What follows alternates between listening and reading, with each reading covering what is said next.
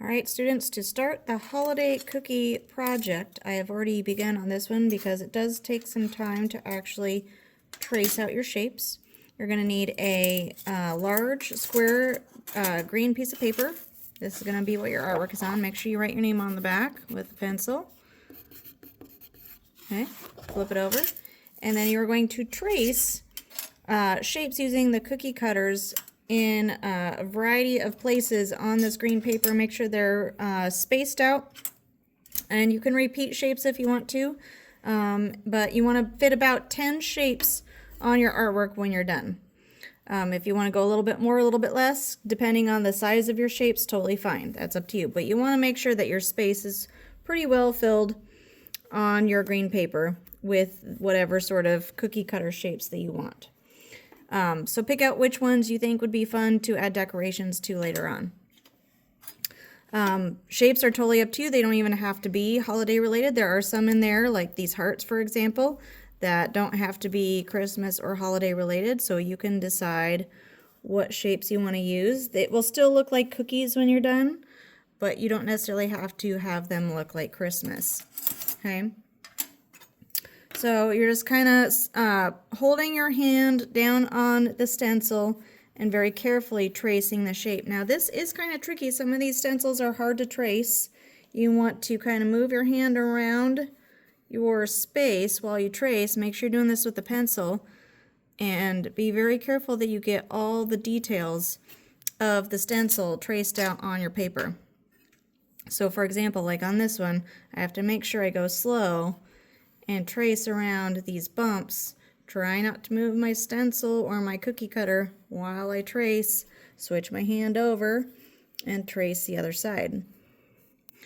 So you're going to do this for all the shapes that you want to have on your artwork. When you're done with that, put your shapes back so the next person can use them.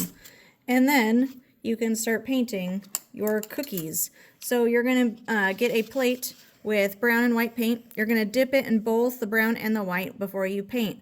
Also, make sure you get a smaller paintbrush to work with while you're doing this, because there's little details that you're going to need to get into that a smaller brush will be better for. Make sure the brush is clean before you use it. Dip it in both the brown and the white paint just like that. You don't need to mix them because they'll mix on your paper. And then you go ahead and you start painting in your cookie, trying to stay inside of your shapes the best you can. Notice that I'm being very careful, trying to stay inside my space. If you get a little bit outside of your space, it's not a huge deal. You can cover that up with decorations, but you want to try and stay inside that space. So I'm going to dip it in brown, white, and then continue on painting. You might run out of paint on your brush while you're painting, so then you just re-dip and repaint.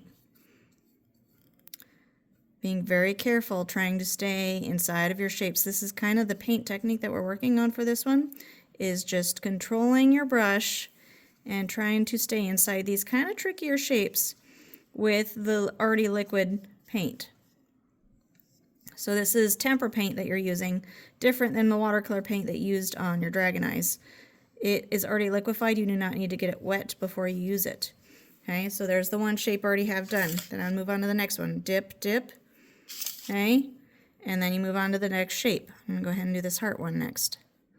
Okay, watch what your hand is doing. Try not to dip it in your cookies while you work. You might want to work from left to right if you're a right-handed person, or right to left if you're a left-handed person. You could also do it in a rotation, kind of go around your paper and turn your paper while you work.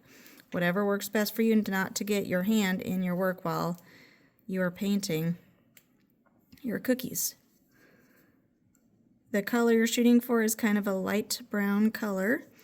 You do want that white and brown to kind of mix while you paint. Okay?